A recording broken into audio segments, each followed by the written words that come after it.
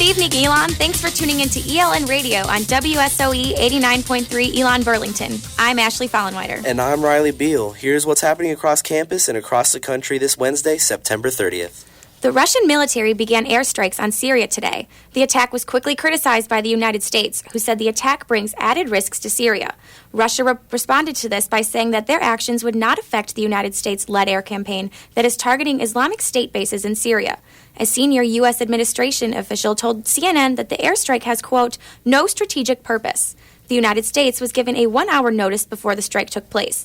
The message was sent to Baghdad, where a Russian officer notified a U.S. military official at the United States Embassy.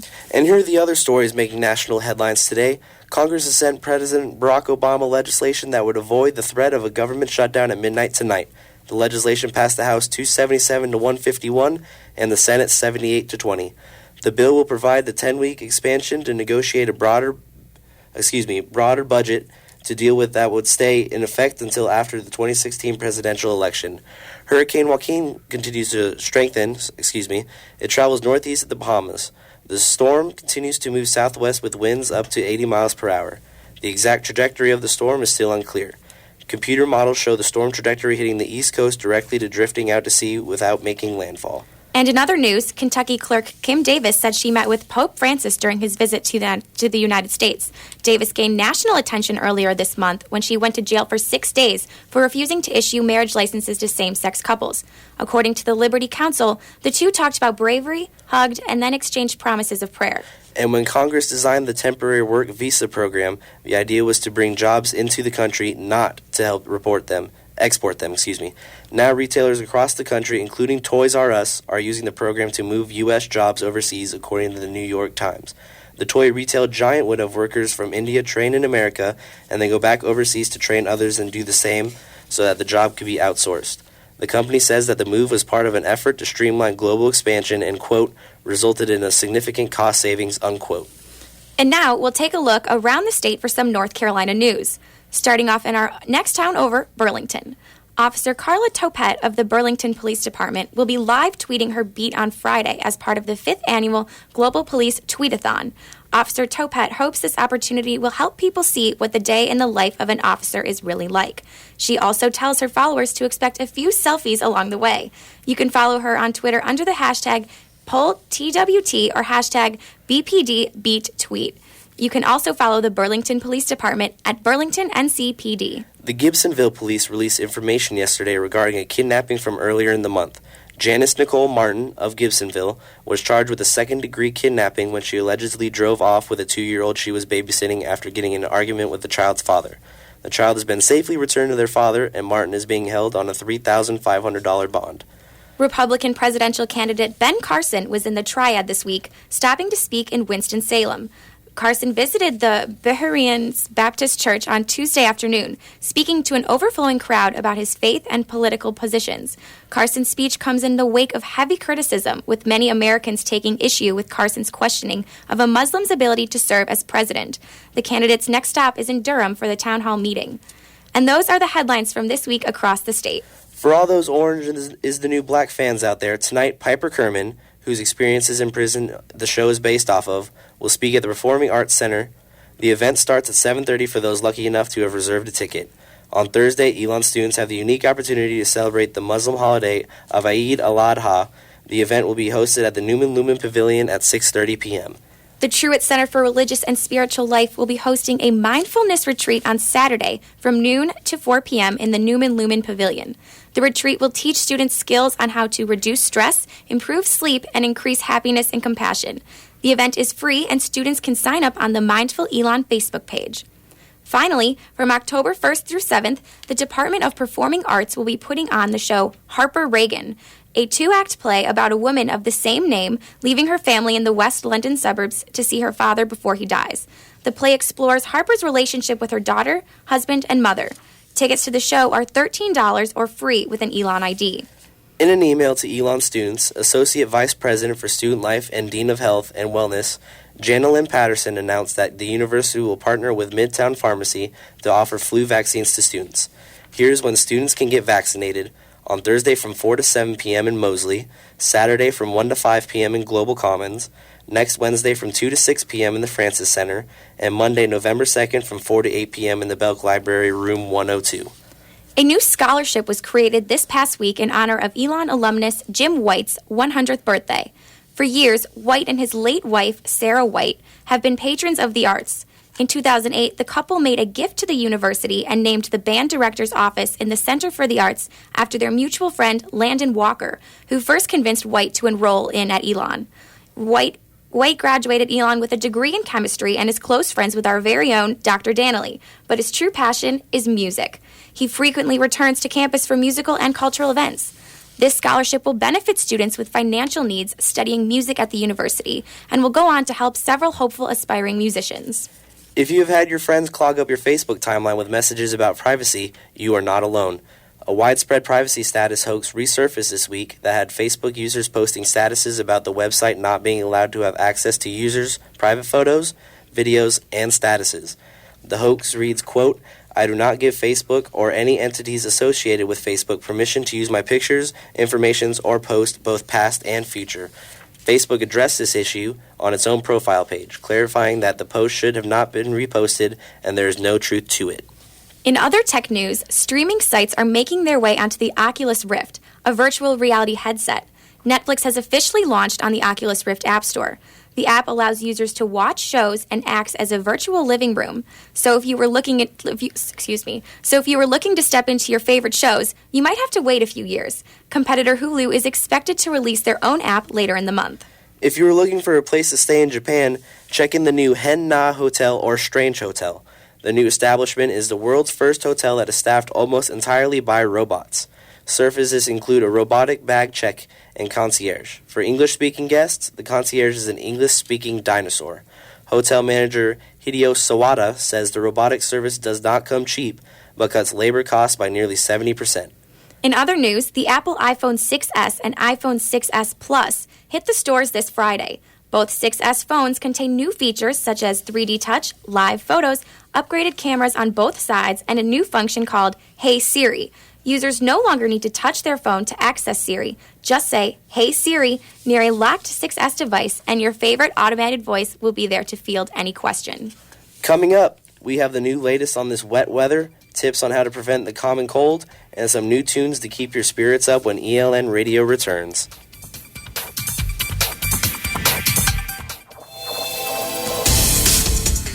Welcome back to ELN Radio on WSOE 89.3 Elon Burlington. It's been pretty wet across the Triad this week. When will the rain end? Let's take a look at your Phoenix 5-day forecast. We may have gotten a break with this wet weather today, but the rain is coming back starting tonight and sticking around for the foreseeable future. Precipitation is expected every day from Thursday until Sunday.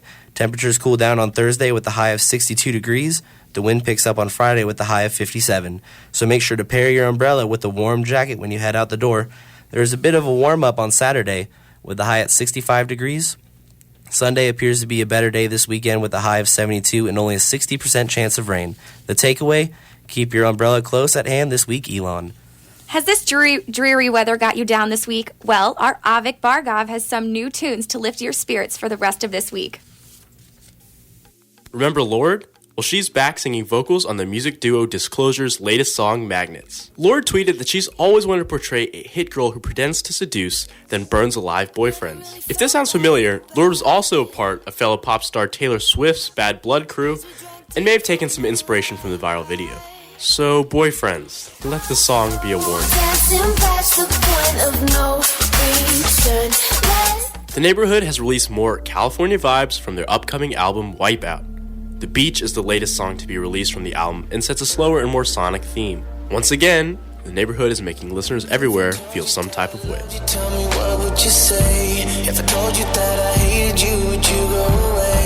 If you ever wanted a collaboration between two artists who made headlines in the 2000s, today is your lucky day. Yes, Janet Jackson did just release another song. Yes, she is doing another world tour. And yes, her latest song features hip-hop legend Missy Elliott.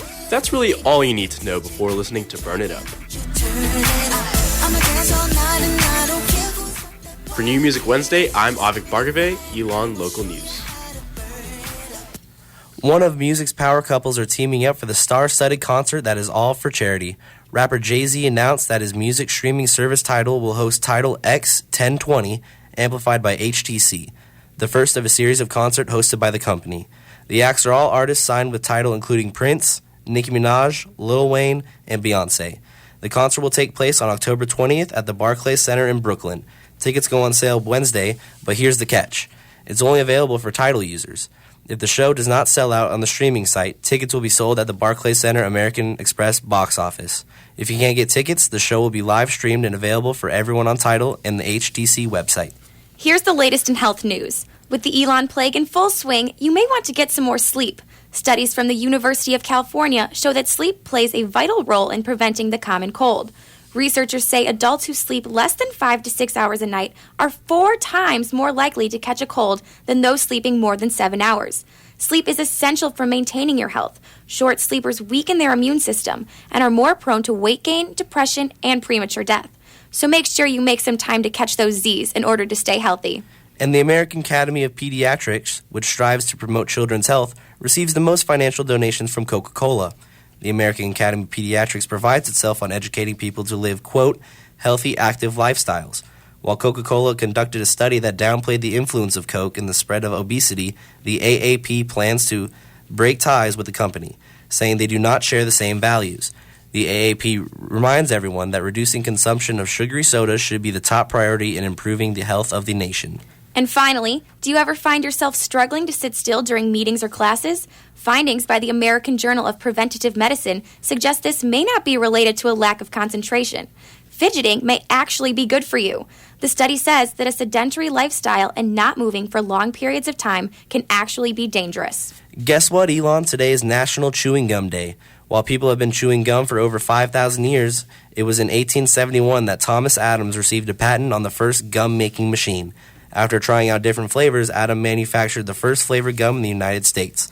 According to the Smithsonian, by the 1920s, the average American chewed 105 sticks of gum a year. Today shows chewing gum can reduce stress and anxiety, and with midterms just around the corner, this is one holiday you don't want to miss. 105 sticks of gum a year. I think I chew that in a week. Yeah, I would agree. Actually, I was noticing how you said that gum reduces stress and anxiety. At my high school, we weren't allowed to chew gum. Why wouldn't you be allowed to chew gum? If it helps stimulate the brain, chew gum. I know. I mean, I guess they were worried about people sticking gum under desks, but kids did it anyway. Why not just allow kids to eat gum, chew gum? That's one of the craziest rules in high school I've ever heard. We also weren't allowed to carry water bottles or our backpacks, so... We weren't allowed to wear shorts. Oh. Looking for some new shows and movies to stream over fall break? We have our Netflix, Hulu, and Amazon newbies after the break.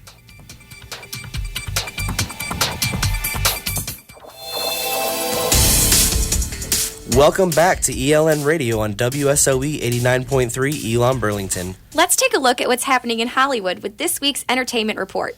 Grease is the new word for Canadian pop star Carly Rae Jepsen. Jepsen was cast today as Frenchie in the upcoming Fox production of Grease Live. She joins Julianne Hough, Vanessa Hudgens, and Keke Palmer, who have already been cast as fellow Pink ladies Sandy, Rizzo, and Marty, respectively. It was also announced today that singer Jessie J will open the live show by singing the opening theme song, Grease is the Word, that was originally sung by Frankie Valli in the 1978 classic film. Grease Live will air on Fox on January 31st, 2016. Tom Brady made headlines this week for voicing his support for Republican presidential nominee Donald Trump. Tom said during a recent interview that he was joking and admitted he doesn't follow politics. He noted Donald Trump is a fun guy, but maybe not the best fit for president. And finally, Billboard has named Lady Gaga their Woman of the Year. The pop icon will be honored during its annual Woman in Music event, which will air for the first time on Lifetime in December. She was chosen for her memorable and iconic contributions to music and entertainment. On the way over here, I remember you talking about your Lady Gaga concert experience. And how was that? Well, I was in 6th grade, so it was a little bit of a culture shock, I guess. She walks out in a sparkly bikini, screaming vulgarities at the crowd, and here I am like, what? Like, the craziest I'd gotten that night was wearing sparkly eyeliner out, so...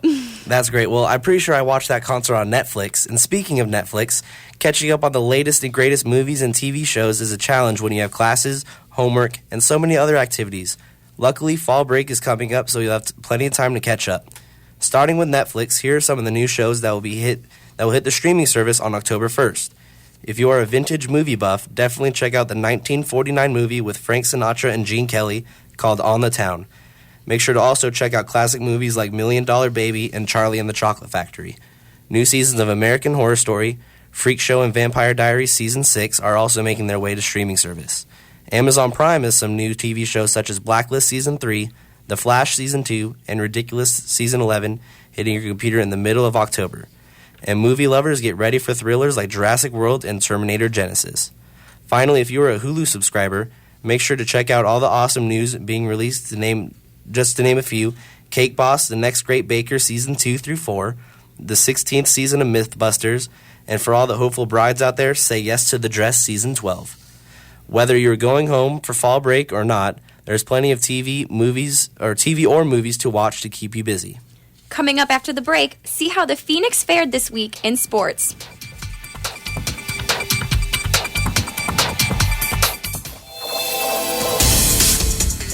Welcome back, Elon Phoenix fans. Here's the latest in sports.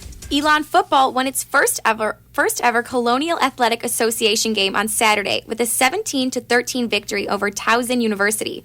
This was the Phoenix's first home win since Parents' Weekend last year, where the Phoenix beat Charlotte by the same score. The team travels to the University of New Hampshire on Saturday to play the 2-2 Wildcats. The Elon men's soccer team arrived back on campus this week, sporting a perfect 7-0 record after shutting out the University of Delaware 1-0. Freshman defender Nicholas O'Callahan was selected to the top drawer Soccer.com National Team of the Week on September 22nd and was awarded CAA Player and Rookie of the Week. The Phoenix travel to Williamsburg tonight to play the College of William and Mary at 7 p.m. The men's and women's cross-country teams will be competing in the Greater Louisville Classic held in Kentucky. Elise Beirut, a senior for the women's team, was named the CAA Women's Cross Country Runner of the Week on September 22nd.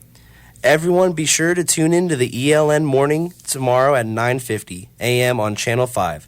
The Shirley Tempos, Elon's all-female a cappella group, will be performing live. And that's all we have for you today. Keep up with the latest in ELN Radio by liking us on Facebook and following us on Twitter at ELN Radio. You can also follow Elon Local News on Facebook and Twitter at Elon Local News.